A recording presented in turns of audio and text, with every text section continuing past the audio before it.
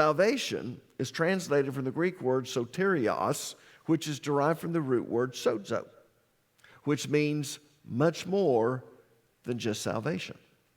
Sozo means deliverance from anything harmful to your well-being. You know, what's interesting is we use this word saved all the time because of Romans 10, 9, and 10. And we want to know. Sometimes talking to non-Christians who don't know anything about the Bible will say, are you saved? And what will they say? From what? Well, if you grew up in church, you're using that term. You're saying, are you saved? And, you know, I would ask you the same thing. From what? Now, for most of us, when we think of being saved, we think we're being saved from hell, right? From eternal damnation, from the consequences of our sin. But truthfully, sozo means so much more than that. Sozo means I save. Of course, that's present active indicative, first person singular. But anyways, sozo refers to anything that's essential to your well-being. So sozo covers deliverance from sickness, deliverance from fear, deliverance from sin, deliverance from poverty, deliverance from worry. Everything, anything that's harmful to you in any little way. Sozo means deliverance from that. Now, we live in a sinful world, so most of us don't understand something. So I'm going to explain something to you. We are living in a dispensation known as now, but not yet. In fact, this scripture won't come up on the screen. Just follow along as I read it. I decided I'm going to go off on a tangent. Do you guys mind if I go off on a tangent? Okay. Well, it doesn't really matter. I've got the microphone. So turn with me, if you would, to Hebrews chapter 9. I'm going to read verse number 28. Notice what it says. This is the NLT because it's a really good translation from the original Greek.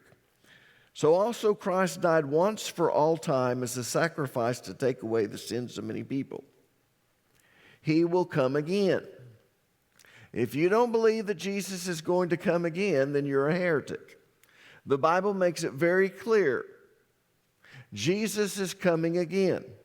The first time he came as Mashiach ben Joseph. In other words, he became as the Messiah, son of Joseph. He's the suffering servant. The next time he comes, he's coming as Mashiach ben David. He's coming as the Messiah, son of David. He's coming as the conquering king. So notice it says, Christ died once for all time as a sacrifice to take away the sins of many people. He did that the first time he came. Then he tells us he will come again a second time. Not to deal with our sins. He already did that. He did that the first time he came. So he will come again, not to deal with our sins, but to bring salvation to all who are eagerly waiting for him. Do you realize that you have not received your full salvation yet? That's why scholars say that we now live in a now but not yet dispensation. And what we mean by that is we are now living under the new covenant. Jesus Christ initiated it. But the new covenant is not consummated until Christ returns.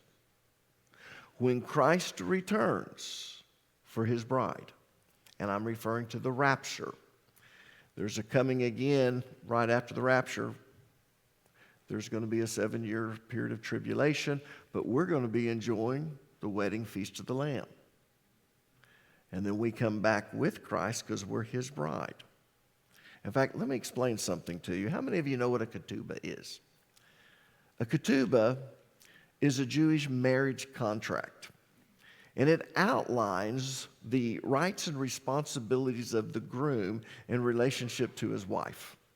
So these go all the way back to the Second Temple period, before Jesus Christ. When the Second Temple was built, the ketubah goes all the way back to then. So when Joseph wanted to marry Mary, his father took Joseph. We don't see this in the Bible, but we know because of how it was arranged. They went to Mary's home to meet with Mary and her parents. And the father of Joseph sat down with the father of Mary, and they discussed the ketubah, the wedding price. What was he going to have to pay? And the more worthy the wife, the more you had to pay. Yeah. And then you worked out all of the responsibilities, the rights, all of that. And after that was done, the father of the bride-to-be stepped out in the hallway or left the room with the bride and said, "Do you want to marry this man? We've worked this out. Here are the things." And she would say, "Yes, I do," or "No, I don't." But if it said yes and they went back in there, then they would sign this. Legally, she was married. She was sanctified, set apart for the groom. Everyone looked at the bride as if she's married. She has all the responsibilities, but she doesn't have any of the rights, and neither does the groom. So, after that, there's some drinking of wine, and won't go through all of that. They get ready to leave. The groom looks at the bride, and he says, "I go to prepare a place for you. I will come again. I will return."